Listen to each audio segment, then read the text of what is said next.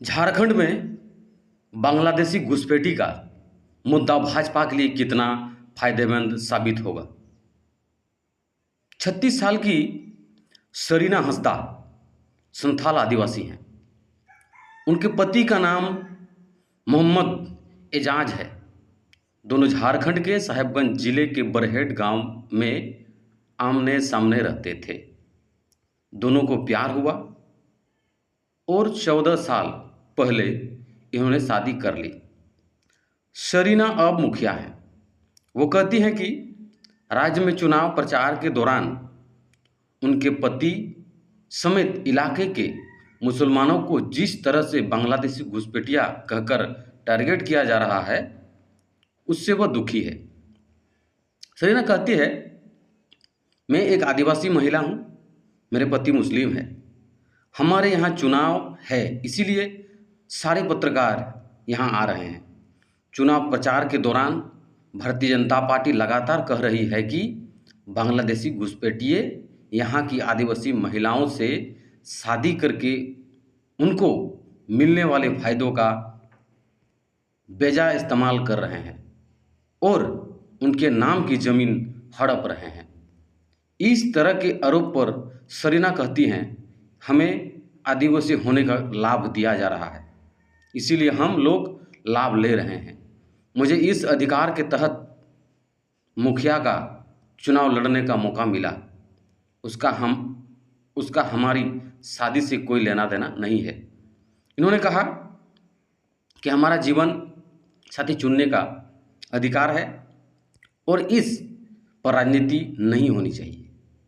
अफवाहों पर इलाकों में चर्चा होती है कि बांग्लादेशी घुसपैठिए या मुसलमान आदिवासियों की ज़मीन हड़प रहे हैं, लेकिन ज़मीनी स्तर पर आकर आप देख सकते हैं कि उसका कोई असर नहीं है।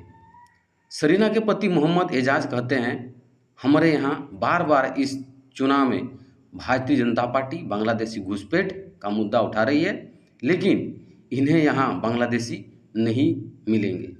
वो कहते हैं, हम एक सच्चे भारतीय हैं और 1927 के भी पहले से हम लोग यहाँ पर रह रहे हैं। जब अंग्रेज़ों ने सर्वे किया था तब से हम लोग यहाँ पर हैं। इसके बाद भी हम लोगों का नाम बांग्लादेशी घुसपैठियों की सूची में डाल रहे हैं। चुनाव में भारतीय जनता पार्टी के पास कोई और मुद्दा नहीं है।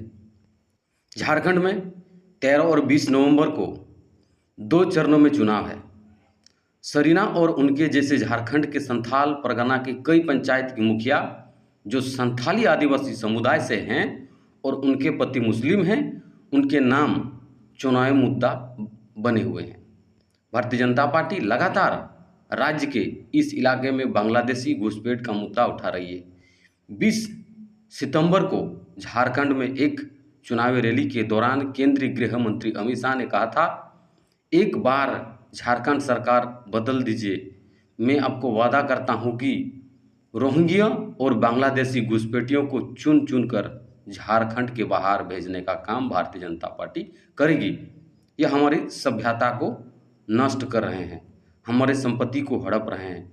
शाह का कहना था, हमारे बेटियों के साथ अलग अलग प्रकार से नकली शादी रचा रहे हैं, हमारे रोजगार को भी वो लूटने का काम करते हैं। झारखंड के अंदर कोई घुसपैठिए की जगह नहीं है, ये बीजेपी की सरकार ही कर सकती है। तब शाह के बयान पर बांग्लादेश के विदेश मंत्रालय ने कहा था, जिम्मेदारों पदों पर बैठे लोगों की ओर से पड़ोसी देशों के नागरिकों पर की गई ऐसी टिप्पणियों से आपसी सम्मान और समझ की भावना कमज़ोर पड़ती है। लेकिन अमित शाह ने एक बार फिर 3 नवंबर को राज्य में प्रचार के दौरान राज्य की हेमंत सोरेन सरकार पर हमला बोलते हुए कहा कि इस सरकार ने झारखंड के दरवाजे बांग्लादेशी घुसपैठियों के लिए खोल दिए हैं। हमारी सरकार राज्य में आएगी तो इन घुसपैठियों को चुन चुन कर बाहर निकालेंगे। मुख्यमंत्री हेमंत सोरेन ने उनसे जवाब में कहा था, मैं जानना चाहता हूं कि बांग्लादेश के साथ आपका अंदर ही अंदर कोई समझौता है क्या? किस आधार पर आपने बांग्लादेश की पूर्व प्रधानमंत्री शेख हसीना को यहाँ शरण दे रखी है, कितना अहम है ये इलाका, ये आप थोड़ा जान लीजिए। माना जाता है कि राज्य में सत्ता की चाबी संताल परगना के 6 जिलों के वोटरों के साथ में हाथ में होती है और यहाँ से जो भी बढ़त बनाता है उनकी सरकार बनने की संभावना भी मजबूत हो जाती है। इस इलाके ने झारखंड को शिबू सोरेन और हेमंत सोरेन 2 मुख्यमंत्री दिए हैं। ये माना जाता है कि झारखंड चुनाव में ये क्षेत्र हेमंत सोरेन की झारखंड मुक्ति मोर्चा के लिए प्रतिष्ठा का प्रश्न है। वहीं दूसरी ओर भारतीय जनता पार्टी के लिए ये इलाका दोबारा सत्ता तक पहुंचने में सबसे अहम सीढ़ी है और इसलिए क्योंकि भारतीय जनता पार्टी ने इस इलाका में चुनाव प्रचार की शुरुआत से ही आदिवासी अस्मिता, कथित बांग्लादेशी घुसपैठ से आदिवासियों को खतरा और इलाकों की जनसंख्यिकी यानी कि डेमोग्राफी को मुद्दा बनाना शुरू किया है। अब जानते हैं जमीनी हकीकत। आदिवासी युवक हपना सोरेन कहते हैं कि अपने ही गांव के मुसलमानों को बांग्लादेशी कैसे कह दूं। साहिबगंज जिले के ही गांव कदमा के रहने वाले मोहम्मद इकराम अंसारी कहते हैं, अगर बांग्लादेशी घुसपैठ है तो उसको रोकने की जिम्मेदारी केंद्र सरकार की है। क्या अभी तक किसी बांग्लादेशी ने यहाँ जमीन पर कब्जा किया है? एक सर्वे कीजिए और पता लगाइए, लेकिन ऐसा कुछ नहीं है। जो पता आप लगा लीजिएगा। ये इस प्रकार का कहना था अंसारी जी का। इस इलाके में रहने वाले आदिवासी समुदाय के लोग की भी कुछ ऐसी ही राय है। बरहेट के रहने वाला आदिवासी युवक विनय हपना सोरेन ने बीबीसी से कहा, ये बीजेपी का चुनावी मुद्दा है, उसका हकीकत से कोई लेना देना नहीं है। हमारे यहाँ गांव में कहा गया है कि यहाँ बांग्लादेशी घुसपैठ हुई है। मैं इसी गांव का पुश्तैनी रहवासी हूँ। हमारे यहाँ जो लोग हैं उनकी ज़मीन के 1932 के दस्तावेज हैं। हम लोग उनके साथ सालों से रह रहे हैं। अब अगर इन्हीं लोगों को बांग्लादेशी कहेंगे तो हम कैसे मान लेंगे। पास के ही गोपालडी पंचायत के मणिक चंद्र हेम्ब्रम कहते हैं, हम लोग सुने तो हैं लेकिन हमारे आसपास ऐसा कुछ देखा नहीं है। हमारे गांव में आदिवासी, मुस्लिम और अन्य सभी लोग मिलजुल कर ही रहते हैं। हालांकि कुछ ऐसे लोग भी हैं जिनकी राय उनसे जुदा है। गोपालडी पंचायत के रहवासी और किसान खेदन शाह कहते हैं, यहाँ के रहवासियों को राशन वगैरह नहीं मिलता है, हमारे दस्तावेज नहीं बन पाते हैं और बाहर से आने वाले लोगों का आधार कार्ड, राशन कार्ड वगैरह सब बन जाता है। दिलचस्प बात यह है कि झारखंड चुनाव प्रचार के दौरान भारतीय जनता पार्टी जिस बांग्लादेशी घुसपैठ के नैरेटिव की चर्चा जोर शोर से कर रही है, इसे लेकर केंद्र सरकार का कोर्ट में कुछ और ही कहना है। बांग्लादेशी घुसपैठ को लेकर साल 2022 में जमशेदपुर के रहने वाले दनियाल दानिश ने झारखंड हाई कोर्ट में एक याचिका, जनहित याचिका डाली थी, लेकिन कोर्ट में गृह मंत्रालय ने अपने जवाब में कहा है कि झारखंड राज्य सहित देश में रहने वाले ऐसे अवैध प्रवासियों की संख्या के बारे में सटीक आंकड़े उपलब्ध नहीं है। वहीं दूसरी तरफ भारतीय जनता पार्टी के नेता और राष्ट्रीय अनुसूचित जनजाति आयोग की सदस्य आशा लकड़ा के नेतृत्व में आयोग ने एक रिपोर्ट जारी की। इसमें दावा किया गया है कि बीते लगभग 7 दशक में झारखंड के संथाल परगना में जनसंख्या में हुई बदलाव का कारण कथित तौर पर बांग्लादेशी घुसपैठ है। इसी रिपोर्ट में साहिबगंज जिले के 9 पंचायत का उदाहरण देते हुए बांग्लादेशी घुसपैठ को राष्ट्रीय सुरक्षा के लिए खतरा बताया गया है।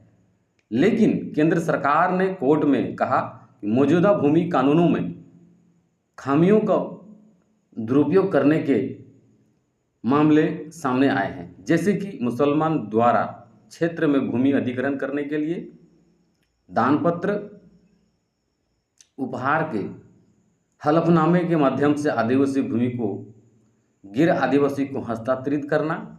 ऐसे ही एक मामले में आदिवासियों और मुसलमानों के बीच विवाद हुआ। पाकुड़ 18 जुलाई 2014, जब एक मुस्लिम परिवार ने दानपत्र के आधार पर जमीन का एक टुकड़ा ले लिया। हालांकि इनमें से किसी भी भूमि संबंधित मामले में बांग्लादेशी प्रवासियों से संबंध स्थापित नहीं हो पाई है। जनसंख्या को लेकर भारतीय जनता पार्टी बनाम केंद्र सरकार के दावे इस प्रकार हैं। जहां भारतीय जनता पार्टी के नेता दावे कर रहे हैं कि बांग्लादेशी घुसपैठ की वजह से संथाल परगना की डेमोग्राफी ही बदल गई है, वहीं केंद्र सरकार ने 1951 और 2000 के जनसंख्यिकी की तुलना करते हुए बताया कि वर्ष 1951 में संथाल परगना में अनुसूचित जनजातियों की जनसंख्या का हिस्सा 44.67% था, जो 2011 में घटकर 28.11% हो गया था। हालांकि बाहरी प्रवास, ईसाई धर्म अपनाने वाले आदिवासियों में कम शिशु जन्म दर और अन्य कारणों से जनजातीय आबादी में कमी की मात्रा का भी आकलन किया जाना चाहिए। कोर्ट में भले ही केंद्र सरकार ने इलाके में बांग्लादेशी घुसपैठियों की बढ़ती जनसंख्या के दावे को लेकर कोई पुख्त सबूत नहीं दिया हो, लेकिन भारतीय जनता पार्टी के आला नेता इस मुद्दे पर चुनाव लड़ने के लिए तैयार दिखते हैं। भारतीय जनता पार्टी क्यों उठा रही है बांग्लादेशी घुसपैठों का ये मुद्दा?